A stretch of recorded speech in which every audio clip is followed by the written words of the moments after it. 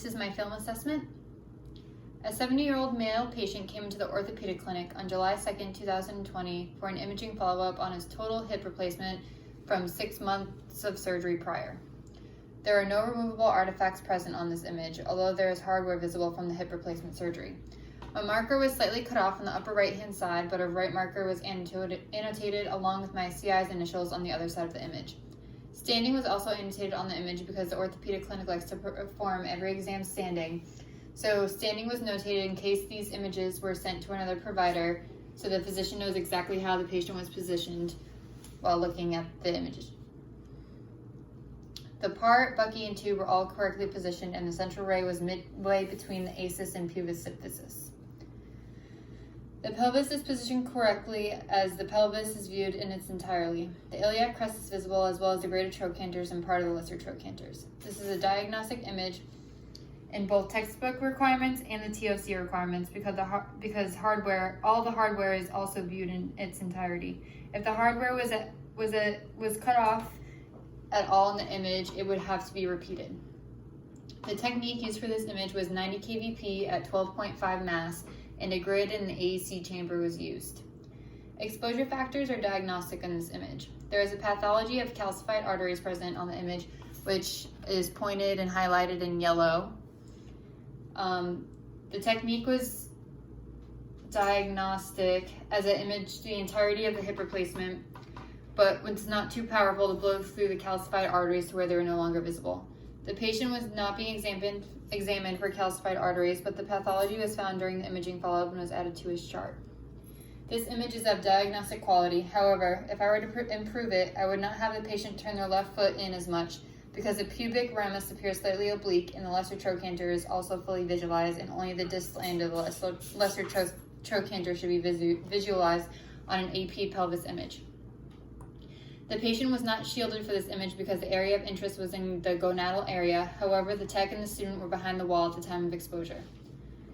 And for anatomy, I have the iliac crest, the ilium, the pubis symphysis, the pubic arch, and then the femoral neck.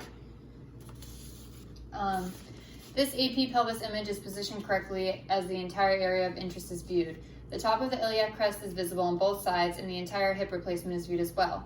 Both the greater and lesser trochanters are visible, and the technique was accurate enough to allow pathologies to appear that were not being examined.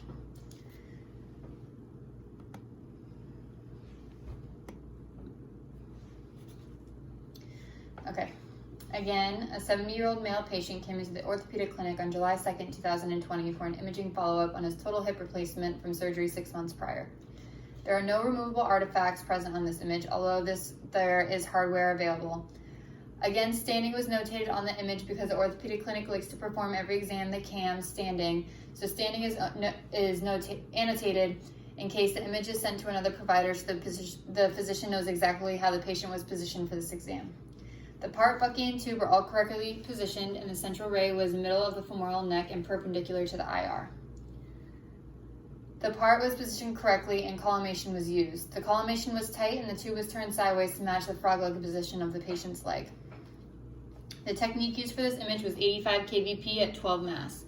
A grid in the AEC chamber was used. Exposure factors are diagnostic on this image. There is a pathology of calcified arteries that are present. The technique was diagnostic as the hip is imaged in its entirety and bony trabecular patterns are visible. The patient was not being examined for calcified arteries, but the pathology was found during the follow-up and they were added to his chart. This image is of diagnostic quality, but to improve it, I would move my marker slightly more to the right so that it was not interfering with any soft tissue. This image is still diagnostic because the marker is not in contact with any part of the anatomy that is being visualized. The patient was not shielded for this image because the area of interest is on the gonadal area. However, the tech and the student were behind the wall at the time of exposure. And then for anatomy, I have the greater trochanter, the lesser trochanter, the femur, the acetabulum area, and then the obturator foramen.